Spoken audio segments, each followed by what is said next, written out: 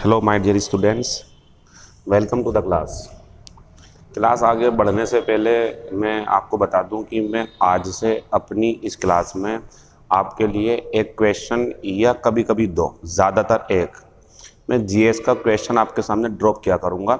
जैसे कि मैं लास्ट में अंग्रेजी का एक क्वेश्चन छोड़ता हूं, तो अब दो क्वेश्चन होंगे, आपको दोनों के आंसर देने होंगे और चेक करो कि आपका कॉन्स्टिट्यूशन हिस्ट्री जो आप पढ़ चुके हो अपने आप आज से या कहीं से भी, तो वो आपको याद है भी या नहीं, उसके क्वेश्चंस आप कर पाओगे भी या नहीं।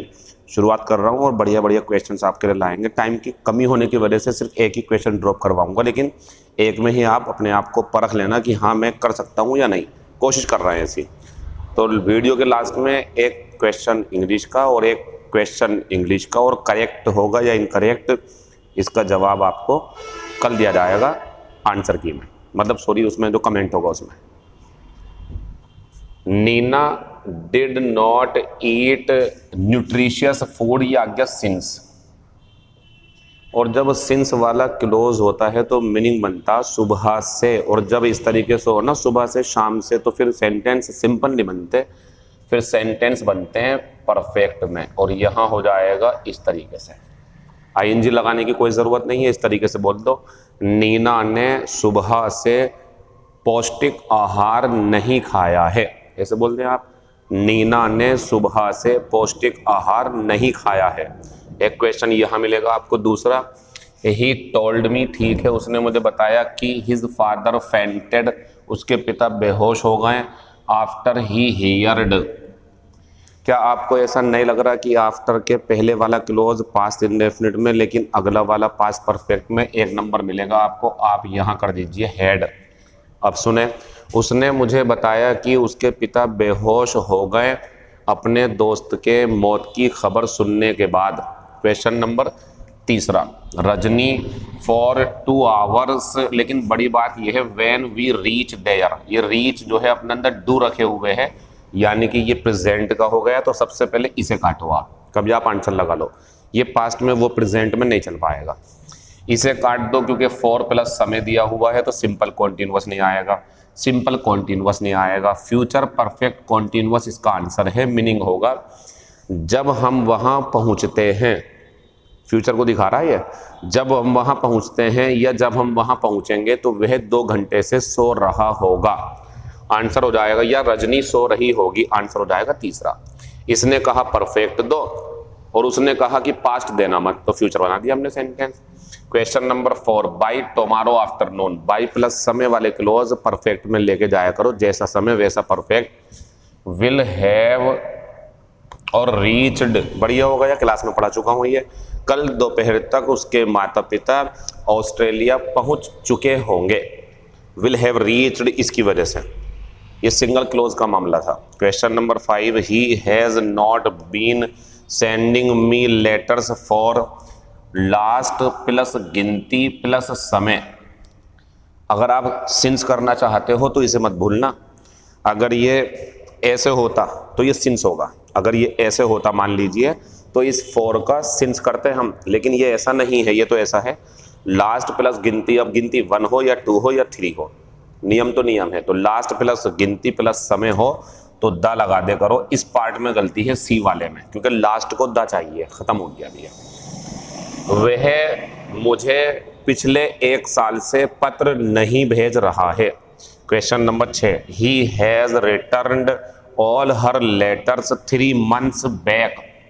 3 months बैक मतलब 3 months अगो, तो 3 months बैक हो, 3 months अगो हो, 2 years बैक हो, 2 years अगो हो, ये काम बहुत पहले मतलब पास्ट में शुरू होकर पास्ट में खत्म हो चुके होते हैं, इसलिए ये आंसर पास्ट इंडेफिनिट में बनेगा। क्वेश्चन नंबर 6 खत्म हो गया। उसने उसके सारे पत्र 3 महीने पहले वापस कर दिए। क्वेश्चन नंबर 7, यूजुअली, ज्यादातर, तो ही इज टेकिंग का हो जाएगा टैक्स। अब पूरी कहानी सुनो आप, ज्यादातर वह कॉफी पीता है, लेकिन आज उसने 1 कप चाय मांगी। आस्क फॉर होता है डिमांड करना या मांगना, खत्म हो गया। यह है ज्यादातर पीता तो वो कॉफी है, लेकिन आज उसने चाय मांगी।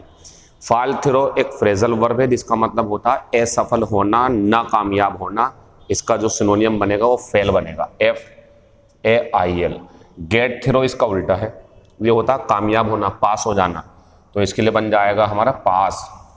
फिर आता 10 नंबर पे ब्रेकआउट, ये होता फैलना, आग का फैलना, किसी खबर का फैल जाना, युद्ध हो जाए, कहीं पर लड़ाई हो जाए, तो इसका सिनोनियम बनेगा हमारा स्प्रेड। अब हम आपके लिए क्वेश्चन छोड़ेंगे, पहला इंग्लिश का, दूसरा जीएस का, और मैं आंसर जो दूंगा वो सुने आप। मैं पहले पे जो करेक्ट लिखूंगा तो समझ जाना वो इंग्लिश का आंसर के लिए है, और मैं जो दूसरे नंबर पे मतलब एक ही बार में दो लिखूंगा, करेक्ट और इनकरेक्ट। पहले मैं करेक्ट लिखूंगा तो वो पहले वाले का आंसर होगा, इनकरेक्ट लिखूंगा मान लीजिए तो वो दूसरे वाले का। अब दो करेक्ट होंगे तो मैं दो करेक्ट भेजूंगा, दो इनकरेक्ट होंगे तो मैं इनकरेक्ट भेजूंगा, पहला करेक्ट होगा दूसरा इनकरेक्ट होगा तो मैं पहला करेक्ट इनकरेक्ट भेजूंगा, और अगर पहला इनकरेक्ट होगा दूसरा करेक्ट तो मैं पहले इनकरेक्ट फिर दूसरे को करेक्ट लिख के भेजूंगा। मतलब दो क्वेश्चन के दो आंसर मैं आपको बताऊंगा, कौन सा सही कौन सा गलत। सीक्वेंस वही रहेगा, जो आपका क्वेश्चन होगा पहला वाला उसका आंसर पहले लिख दूंगा, जो दूसरा होगा उसका आंसर दूसरा लिख दूंगा। तब देखिए बोर्ड पे आप क्वेश्चन नंबर पहला अंग्रेजी का।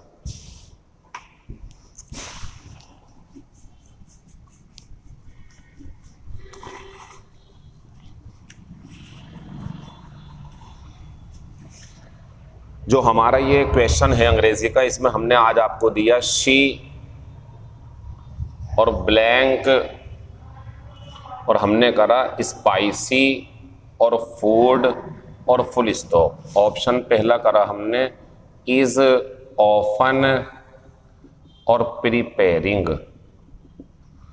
दूसरा हमने कर दिया हैज और ऑफन, तीसरा हमने कर दिया डज और नॉट और टेक, डज नॉट सेल्डम और टेक, और चौथा ऑप्शन हमने कर दिया ऑफन और हैज।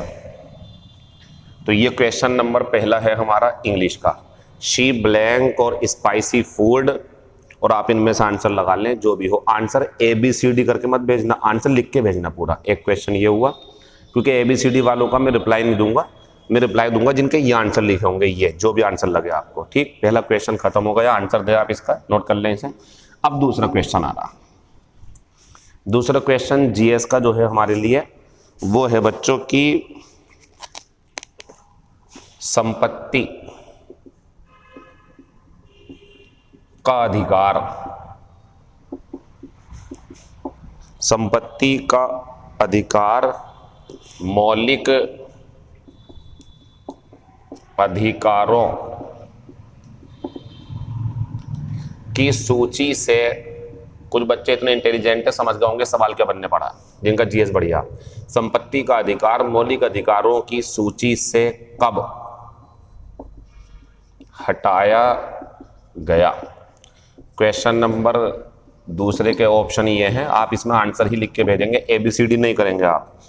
तो पहला है 1975, दूसरा है 1978, तीसरा है 1998, अगला है 1980। आप अपना आंसर दें, फिर मैं आपको रिप्लाई करूंगा कल इसी टाइम। ठीक है, बाकी बातें आपसे बाद में होंगी। शुक्रिया।